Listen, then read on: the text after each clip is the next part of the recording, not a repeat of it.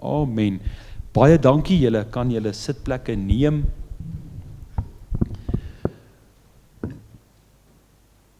Dis maar wonderlik om so die naam van die Here te kan grootmaak. Klink maar stil hierso in die AGS kerk vandag. Wat 'n dag gaan dit nie wees, wanneer ons daar in die hemel gaan wees nie. Saam met 'n ontelbare skare van engele en gereddenes, broers en susters in die geloof, saam kan wees en eer bring aan die Here. Jy weet, ek dink baie maal daaraan, ons gaan waarskynlik liedere sing wat ons nie ken nie. En ek dink ons gaan musiek hoor wat ons nog nooit gehoor het nie. Klanke wat aan ons onbekend is, maar wat hemels is. En weet julle, ons gaan verheerlikte liggame hê. En ek dink iets gaan waar word daar in die hemel van om die Here te aanbid met jou hele wese. Dink net vir 'n oomblik daaraan. Dink gou aan die oomblik wat jy beleef het in jou lewe toe jy die Here op die diepste manier aanbid het wat jy kon en hom beleef het op die tasbaarste manier wat jy kon hier op aarde. Dit moes wonderlik gewees het. Sommige mense het al die teenwoordigheid van die Here so swaar beleef dat hulle nie meer kon staan nie, hulle moes maar eerder sit. Sommige mense het die teenwoordigheid van die Here so beleef, daar het trane by hulle wange afgerol, of hulle het met groot vreugde rondgedans in die teenwoordigheid van die Here. En hulle het hierdie absolute wonderlike koneksie met hom gehad. Nou dit kan nie eers opweeg met wat ons gaan beleef daar in die hemel nie. What a day that will be. Hallelujah. When my Jesus I shall see. When I look upon his face, the one who saved me by his grace. When he takes me by the hand and leads me to the promised land. What a day, glorious day, that will be. Broers en susters, ons is pelgrims op pad iewers heen. Ons is nie maar net hier nie. Wat ons doen en wat ons beleef is nie maar net sommer nie. Hierdie boek wat die Here vir ons gegee het, is nie maar net sommer daar nie. Alles wat die Here geskaap het en alles wat die Here doen, is nie maar net daar nie. Die Here werk 'n doel deur dit alles. En dit is ons redding. Dit is ons ewigheid. Dit is sodat hy homself aan ons kan bewys en ons kan lewe op 'n wyse wat vir hom genot bring en dat ons hom ook hier op aarde kan geniet. Dit is die doel van die lewe. Dit is hoekom ons hier is. En daarom moet ek hierdie harde woorde sê, en dit is dat wanneer 'n mens jouself 'n Christen noem, en jy in 'n geleentheid soos hierdie is, waar ander gelowiges saamkom, en jy voel ongemaklik, want jy weet iets is nie reg in jou hart nie, dan lewe jy nog nie volgens die doel wat God jou voorgeskape het nie. Want jy sien, wanneer ons so by mekaar is dit die byeenkoms van die gelowiges. Amen. Ons is mense met dieselfde hart. Ons is mense met dieselfde begeertes. Ja, ons het ander uitdagings, maar ons het dieselfde begeerte, en dit is om vir die Here te lewe. En ek dink een van die dinge wat die hart van die Here die blyste maak, is wanneer ons lewe volgens die doel wat hy ons voorgeskape het. Hy wil nie hê ons moet dit mis nie. En daarom is dit vir ons belangrik om hierdie reeks aan te bied waarmee ons besig is. Ons is nou vandag reg in die middel en ons gaan verder om die vraag te beantwoord, hoekom is ek hier op aarde? Wat is my doel? Ons het gesê by die eerste aflewering, dat ons 'n doel het en al hoe ons kan ontdek wat ons doel is wanneer ons dit ontdek in ons verhouding met die Here en uit die woord van God uit. En toe het ons verder gegaan en gesê, daar is 5 dinge wat ons kan aflei vanuit die Bybel, waarvoor ons geskape is. Nommer 1, ons is gemaak om God te aanbid. Amen. Ons is gemaak om God te aanbid, ons is gemaak vir sy plesier. Nommer 2, ons is gemaak vir God se familie. Dis waaroor ons verlede week gesels het. Ons is geskape vir God se familie. Ons is gemaak om te behoort. Ons is gemaak om deel te wees en dit noem ons gemeenskap of ons noem dit koinonia. Ons is gemaak om deel van mekaar se lewens te wees en saam as 'n familie vir die wêreld te wys dat Jesus 'n realiteit is. Onthou daai skrifgedeelte wat sê Johannes 13 vers 35, Jesus het gesê, 'n nuwe gebod gee ek julle, naamlik dat julle mekaar moet lief hê. En hy sê, hieraan sal die wêreld weet, dat julle my volgers is, deurdat julle mekaar lief het. En ek herinner julle weer aan daai geskiedkundige wat geskryf het oor die Christene wat gemartel is. Die Christene wat doodgemaak is so in die jare 300 en 400 na Christus, op gruisame wyse doodgemaak is. En hierdie geskiedkundige het gesê, die ding wat die meeste uitstaan van die Christene, is nie dat hulle braaf is, of dat hulle hierdie onwrikbare geloof het nie. Die ding wat van die Christene uitstaan, is dat hulle mekaar op so 'n diepgaande wyse liefhet. Johannes skryf aan die gemeente en hy sê vir hulle, julle kan nie sê, julle is vir God lief, maar julle haat julle broer nie. As jy jou broer haat, dan is die liefde van God nie in jou nie. Dink aan daai 2 gebooie wat Jesus gegee het. Nommer 1, jy moet die Here jou God lief hê, met jou hele hart, siel, krag en verstand. En jy moet jou naaste lief hê, soos jouself. So dit is waaroor die eerste 2 gegaan het. Vandag gaan ons verder en ons sê vir mekaar, ons is gemaak om soos Christus te wees. Dit is nommer 3. Ons is gemaak om soos Jesus te wees. En dit gaan alles oor disippelskap. Nou as jy na die woord disippelskap gaan kyk en die betekenis daarvan, dan beteken disippelskap om 'n navolger te wees of 'n nabootser te wees van iemand wie jy volg. So God het ons gemaak om nabootsers en navolgers van Jesus te wees. Romeine 5 vers 17 ek dink, as jy hom vir ons kan opsit daarso. O nee, ekskuus, Romeine 8 vers 29, jammer, ek het nou my versie verkeerd. Romeine 8 vers 29. Praat van God en dit sê, want die wat hy van tevore geken het, die het hy ook van tevore verordineer om gelykvormig te wees aan die beeld van sy seun, sodat hy die eersgeborene kan wees onder baie broeders. So selfs ons wat gered is, die Here wat ons gered het en geweet het hy gaan ons red nog voor die grondlegging van die aarde, hy het ons gemaak om soos Jesus te wees. Gelykvormig beteken dieselfde as, gelykvormig te wees aan die beeld van sy seun. Ek en jy is gemaak om soos Jesus te wees hier op aarde.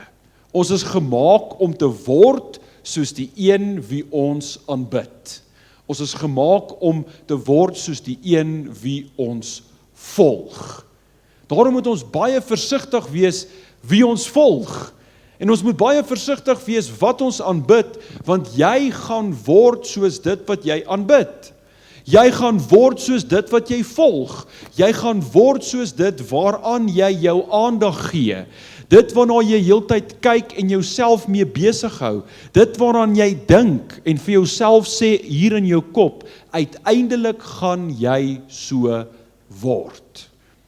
Maar vers 28 sê dat die Here alles ten goeie sal laat meewerk vir die wat hom lief het. Dan gaan sê vers 29, die wat hy geroep het om soos sy seun te wees. Met ander woorde, alles wat in die lewe gebeur met ons, alles, of het nou goed of sleg is, alles wat met ons gebeur as kinders van die Here, sê die Here, hy sal dit alles ten goeie laat meewerk. Amen. Halleluja. Prys die Here daarvoor. Maak nie saak hoe swaar dit is nie. Die Here sal alles vir ons ten goeie laat meewerk en hy sal dit gebruik as 'n manier om ons te kry om soos sy seun te wees. Paulus sê hierdie woorde in 1 Korintiërs 11 vers 1. Hy sê, wees my navolgers, soos ek dit ook van Christus is. Die Engels sê, imitate me as I imitate Christ. Wat 'n groot stelling vir 'n mens om te maak. Hy sê vir die gemeente, doen net wat ek doen, want ek doen wat Christus doen. Kan jy dit vandag sê? Kan jy dit vir jou familie sê? Kan jy dit vir jou vriende sê? Kan jy dit vir die gemeente sê? Kyk na my, doen wat ek doen, want ek doen wat Christus doen. Jo, ek moet bieg en sê ek is die eerste ene wat my kop in skaamte moet laat sak en sê, ek weet nie of ek dit reg kry nie. Ek wil graag, maar ek weet nie of ek dit reg kry nie. Hoekom het ons nodig om Christus na te boots? Hoekom het ons nodig om navolgers van Jesus te wees? Hoekom het ons nodig om soos Jesus te wees? Nommer 1, want God het ons so gemaak, dit is in sy raadsplan. Maar die ander rede hoekom ons nodig het om so op te tree, is want dit maak ons getuies. Dit maak ons witnesses van Jesus. Onthou toe Jesus op aarde was, in Matteus 5 het hy gesê, julle is die sout van die wêreld, of die sout van die aarde, en julle is die lig van die wêreld. En dan sê hy later in daai selfde gedeelte, skyn julle lig so in hierdie wêreld, dat mense deur julle goeie dade kan sien, dat julle my volgers is. Jy sien, wanneer ek en jy optree, soos Jesus is ons nommer 1 anders as die wêreld. Amen. Die oomblik wat jy sê jy's gered, en die oomblik wat jy sê jy's 'n kind van die Here, dan kan jy nie meer soos die wêreld optree nie. Die vrug van die vlees kan nie meer by jou teenwoordig wees nie. Die dronkenskap, die gelieg, die hoogmoed, die selfsug, die ongeduld, die losbandigheid, die begeerte om te doen wat verkeerd is, kan nie meer by jou teenwoordig wees nie, want dan is jy nie 'n navolger van Jesus nie. Want sien ons dit by Jesus? Nee, ons sien by Jesus dat hy heilig was. Ons sien by Jesus dat hy sonder gebrek en sonde was. Ons sien by Jesus, hy het nie opgetree volgens die vlees nie, maar hy het opgetree onder die krag en die leiding van die Heilige Gees. Selfs toe hy kwaad was, amen, want hy het ook kwaad geword, en hy het die sweep gevat, en hy die mense uitgejaag wat handel gedryf het in sy vader se huis wat gebed moes wees. Hy was kwaad, maar hy het nie gesondig nie. Steeds het hy opgetree volgens die leiding van die Heilige Gees. En dit moet by my en jou ook teenwoordig wees. Ons wat onsself kinders van die Here noem, wat geredde, bloedgewaste kinders van God is, moet onsself laat lei deur die Heilige Gees. Ons moet op 'n punt kom waar ons sê, Here, nie meer my wil nie, maar U wil wat geskied in en deur my lewe. So God gebruik verskillende dinge om ons so sy seun te maak. God gebruik verskillende dinge om ons te disipuleer. Hy gebruik sy woord, primêr, God praat met ons deur sy woord, en hy rus ons toe deur sy woord, en die Here gebruik ook ander mense. Daarom is Christelike fellowship so baie belangrik, waar ons deel met mekaar, uit die woord, uit die ervaring van die lewe, wat die Here ons geleer het, hoe die Here ons gehelp het. Dis belangrik om met mekaar te praat oor dinge, want so leer ons by mekaar en ons word toegerus om volgers van die Here te wees. Maar die Here het ook ander dinge wat hy gebruik, en dit is dalk 'n paar ongewone dinge, wat vandag dalk vir jou so 'n bietjie van 'n skok kan wees, of waarmee jy so 'n bietjie sukkel, maar dis 3 spesifieke dinge, wat ek vandag met jou wil deel, wat die Here gebruik, om ons soos Jesus te maak. En voor ek daarby uitkom, wil ek net vandag hierdie ding sê, die Here stel belang in ons karakter, amen. Hy stel nie belang in ons prestasies nie, hy stel nie belang in ons materialistiese besittings en al hierdie tipe van goed nie, hy stel belang in jou karakter. Hy stel belang in die mens wie jy is. Onthou, die Here sien die hart. Amen. Die Here sien die hart. Ons kan vir mense maskertjies opsit en ons kan baie dinge vir mense wegsteek, maar die Here sien dwars deur dit. En dit is waaraan hy belang stel. Hy stel belang in jou hart. Daarom, vir karaktervorming om plaas te kan vind, en vir ons om heilig te kan word, soos wat Jesus heilig is, moet ons gesindheid reg wees. Ons hart moet reg wees. Ons hart moet ontvanklik wees vir die werking van die Heilige Gees. Jy sien, van al die doelwitte wat die Here werk in ons lewens, is hierdie een seker die moeilikste van almal. Want dit behels dat ek en jy in kontak moet kom met ons gebrokenheid en in kontak moet kom met dit in ons lewe wat nog nie aan die Here behoort en nog nie reg is nie. Dis 'n snoei proses. Dis nodig, maar dit is seer. Maar, as ons hierdie dinge wat ek nou gaan noem, gaan benader met die regte gesindheid en sê, Here, werk in my,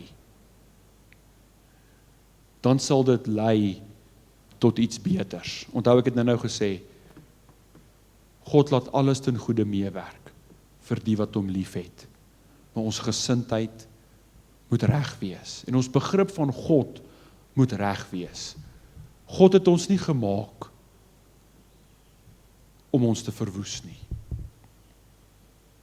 God het ons gemaak omdat hy vir ons lief is. En hy werk in ons lewe. En 'n gedeelte van liefde behels ook tug. Julle almal het julle kinders getug. En ons was ook getug toe ons jonger was. Hoekom? Want ons ouers is lief vir ons. Nou goed, kom ons beweeg. Nommer 1.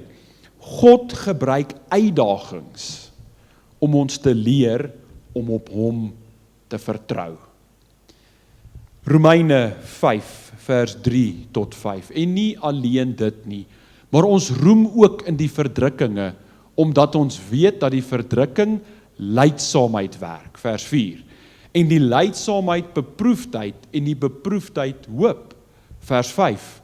En die hoop beskaam nie, omdat die liefde van God in ons harte uitgestort is, deur die Heilige Gees wat aan ons gegee is. Dink aan Jesus se tyd in die tuin van Getsemane, waar hy na die tuin van Getsemane toe gegaan het, en ons lees daarvan in Markus hoofstuk 14, vanaf vers 32, wat sê, toe kom hulle in 'n plek waarvan die naam Getsemane was, en hy sê vir sy disippels, sit hier onderwyl ek gaan bid. En hy neem Petrus en Jakobus en Johannes saam met hom en begin ontsteld en benoud te word. Kan julle dit glo? Die Here Jesus self word ontsteld en benoud. En hy sê vir hulle, my siel is diep bedroef tot die dood toe. Bly hier en waak. Is daar enige iemand wat met die Here Jesus kan assosieer hierso? Waar jy ook kan sê, daar was 'n tyd by my, wat my siel ook diep bedroef was. En jy wou net gehad het, mense moet saam met jou bid. Vers 35. En toe hy 'n bietjie verder gegaan het, val hy op die grond en bid dat, as dit moontlik was, die uur by hom sou verbygaan. En hy sê, Abba Vader, alle dinge is vir u moontlik. neem hierdie beker van my weg, nogtans nie wat ek wil nie, maar wat U wil. En hy kom en vind hulle aan die slaap, en sê vir Petrus, Simon, slaap jy? Was jy nie in staat om 1 uur te waak nie? Waak en bid, dat julle nie in versoeking kom nie. Die gees is wel gewillig, maar die vlees is swak. Ons almal het uitdagings, broers en susters. Ons kan dit nie van die hand wys nie. Ons almal gaan deur beproewinge, dinge wat moeilik is en dinge wat buite ons beheer is. Persone wat nie aan die Here behoort nie, raak in sulke tye verskriklik verboureerd en hulle weet nie wat te kan doen nie en hulle verloor hoop. Maar ons wat aan die Here verbind is, ons wat sy kinders is, al gaan ons deur beproewinge, het ons nog steeds hoop. Ons het hoop dat dinge sal verander en ons het hoop in ons Here, want ons weet ons hoop in hom sal nie teleurstel nie. Al gaan ons deur uitdagings, kom ons op 'n punt waar ons bid en sê, Here, ons weet nie wat hier aangaan nie, ons weet nie hoe ons hierdeur gaan nie, ons vra dat U alles sal verwyder asseblief, maar nog steeds laat U wil geskied en nie ons eie nie. Jy sien, die Here Jesus het in hierdie situasie op die Vader vertrou. Alhoewel hy wou gehad het dat dinge anders moes wees en dit nie so uitgedraai het nie, het hy nog steeds op sy Vader vertrou en hy het nog steeds op hom gehoop. En die Here, God die Vader, was saam met hom gewees. Ons word nie gevrywaar dat ons uitdagings noodwendig gaan verander nie. Maar een ding word ons van verseker as kinders van die Here, en dit is dat hy saam met ons sal gaan deur die dal van dood skaduwee. Ons word verseker dat die Here ons nie sal verlaat nie. En hy sal nie dat ons oorweldig word deur dit wat die uitdaging is nie.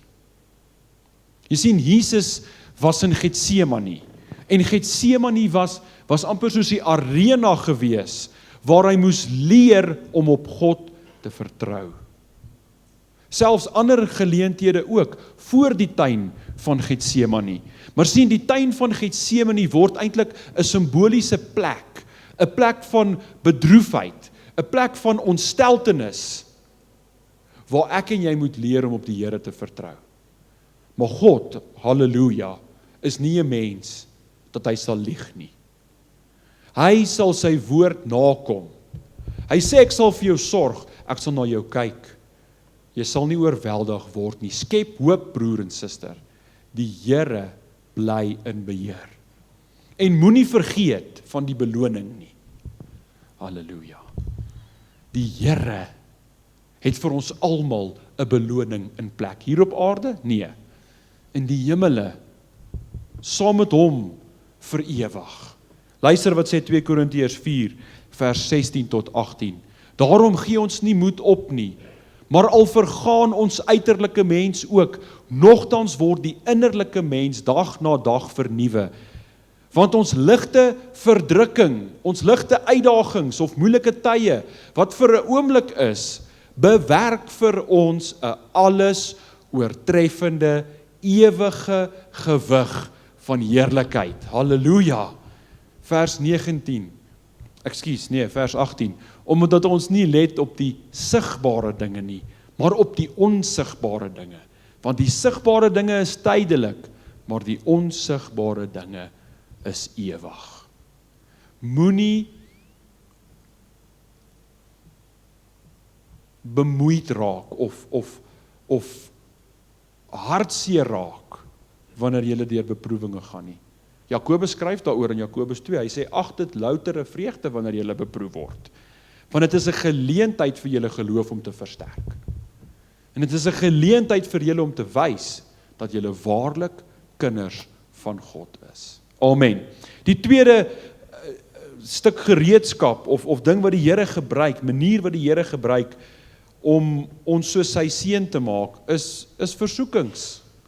Want versoekings leer ons om gehoorsaam te wees aan die Here. Jy sien, elke versoeking wat oor ons pad kom, is eintlik 'n keuse. Dis eintlik 'n keuse. Dis 'n geleentheid vir jou om te kies, gaan jy die Here gehoorsaam of gaan jy die vlees gehoorsaam? Gaan jy die Here gehoorsaam of gaan jy die boosheid gehoorsaam? Dit is 'n geleentheid om te kies wie jy gaan gehoorsaam en wie jy gaan volg. In Matteus 4 vers 1 lees ons dat Jesus deur die Gees van die Here weggelei is in die woestyn om deur die duiwel versoek te word. En ons almal ken die verhaal van Jesus se versoeking, en toe die duiwel hom versoek het, het hy die duiwel beantwoord vanuit die woord uit. En ons lees dan van in Matteus 4 vers 10 waar hy sê, Satan, gaan weg van my, want daar is geskrywe, die Here jou God moet jy aanbid en hom alleen dien. Die Here Jesus het getrou gebly aan die Vader en nie geval vir die versoeking nie. Jakobus skryf in Jakobus 1 vers 12 en 13, salig is die man wat versoeking verdra, want as hy die toets deurstaan het, sal hy die kroon van die lewe ontvang, wat die Here beloof het aan die wat hom lief het. Vers 13, laat niemand as hy in versoeking kom sê, ek word deur God versoek nie, want God kan deur die kwaad nie versoek word nie, en self versoek hy niemand nie. Maar dit is 'n geleentheid wat die Here gebruik. 'n Geleentheid wat hy gebruik om ons soos Jesus te maak. Daarom moet ons versigtig wees ook waaraan ons dink. Ons moet ons gedagtes rig en ons gedagtes gefokus hou op dit wat goed is, dit wat heilig is, dit wat van bo is, Filippense 4 vers 8, dit wat waar is, dit wat lofwaardig is. Ons moet onsself leer om oor hierdie goed te dink. Want jy sien, alle versoekings begin as 'n gedagte. Elke versoeking begin as 'n gedagte, dit begin hier in ons innerlike mens. Dit is 'n gedagte, dan word dit 'n gedagtegang, dan word dit 'n woord, en dit word 'n begeerte, en dan word dit 'n daad. Ons moet hom hier wen, hier binne, en sê, ek gaan my gedagtes sit op dit wat daarbo is, dit wat goed is en eerbaar. Die derde ding is oortredings. Oortredings. Die Here gebruik oortredings om ons te leer om te vergewe. Hierdie is 'n moeilike een. En oor hierdie onderwerp kan ons eintlik 'n hele halwe jaar 'n reeks oorhou oor vergifnis. Jesus leer ons om te bid. Onse Vader wat in die hemele is, laat U naam geheilig word. Laat U koninkryk kom, laat U wil geskied soos in die hemele so ook op die aarde. Gee ons vandag ons daaglikse brood en vergeef ons skulde soos ons skuldenaars vergewe. Ander vertalings praat van oortredinge. Vergeef ons oortredinge net soos wat ons die vergewe wat teenoor ons oortree. Mense wat goed aan ons doen, wat ons nie verdien het nie. Ek is seker ons almal het al slegte gedrag van ander ontvang en ons het dit nie verdien nie. Ons moet leer om hulle te vergewe. Soos wat die Here ons vergewe het. In Lukas 23 lees ons van die kruisiging.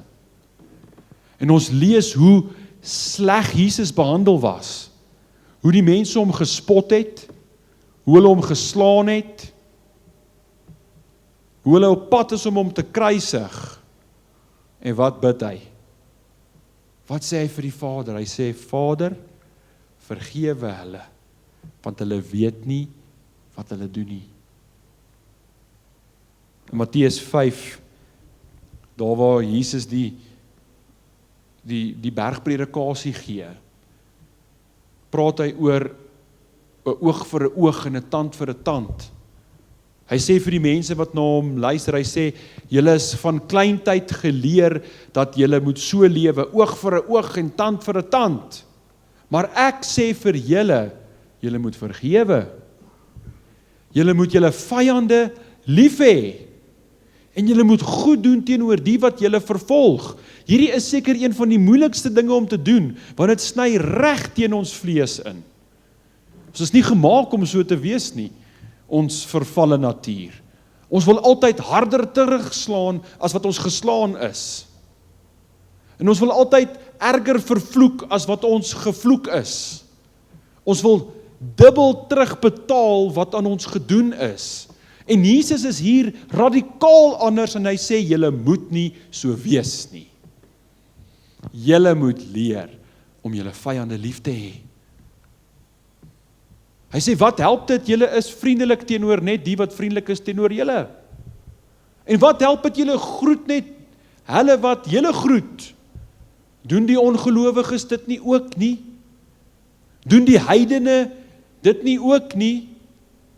Hy sê, maar as julle perfek wil wees, soos julle Vader in die hemel perfek is, moet julle julle vyande lief hê. Jo, dis 'n moeilike een. Jy sien, oortredings, nie net ons eie nie, maar ook oortredings wat teenoor ons gedoen is, help ons om te vergewe. En daar's 'n quote wat sê, it is human to error. Dis menslik om foute te maak, but it is godly to forgive. As ek en jy naby aan die goddelike karakter wil kom, het ons nodig om te vergewe. Het ons nodig om vry te spreek. Hoeveel van ons, ek wil nou nie sê julle nie, want ek wil nou nie maak asof ek beter is as julle nie. Hoeveel van ons loop nie vandag nog steeds rond met wrokke in ons harte oor dinge wat aan ons gedoen is, dekades gelede nie. Ons is nog steeds gevangenes in daai tronk. Die Here sê, kom uit daai tronk uit. Jy's klaar vergewe. En op dieselfde manier, laat die mense wat in jou hartstronk is, vry. Hou op die gif van onvergifnis drink, want dit gaan jou siel doodmaak. Vergewe, wees soos Jesus, en vergewe selfs daai persone wat hom gekruisig het. Vergewe en wees anders. Jesus het gesê, as iemand jou slaan op die linkerwang, draai vir hom die regterwang. Jy sien, iewers gaan hy agterkom, daar is iets anders aan jou gesindheid. Ons moet soos Jesus wees, sodat ons in hierdie wêreld getuies kan wees van die Here. En sodat ons die helder lig kan wees wat skyn in die donker wêreld. En ek is seker julle sal saam met my stem dat die wêreld waarin ons vandag leef is pikdonker. Daar's lelike goed aan die gang. Des te meer moet ek en jy soos Jesus wees, sodat ons 'n helder lig kan skyn in hierdie wêreld en op so 'n wyse hoop bring in mense se lewens. Paulus het geskryf, en ek sluit hiermee af, Filippense 2 vers 5, voor ek daarby kom, net eers vers 3 en vers 4. Hy is nou nie daarop nie. Maar Paulus sê, moenie iets doen uit selfsug of uit ydelle eer nie.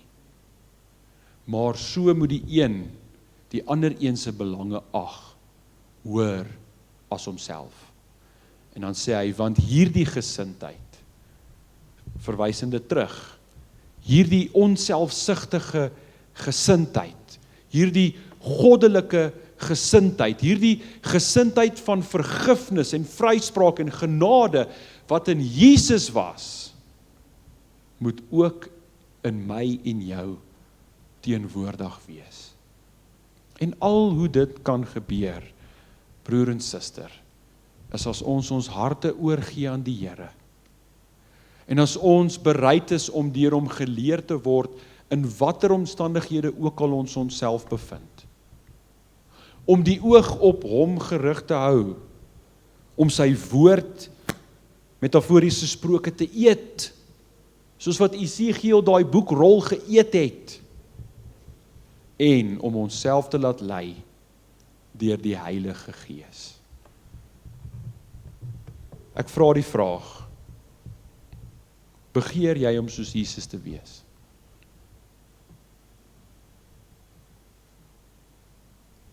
En die rede hoekom ek daardie vraag vra, en die rede hoekom ons nodig het om aandag daaraan te gee, is nie sodat ek en jy beter kan lyk as die Christen langs ons nie. Want ons is nie in kompetisie met mekaar nie.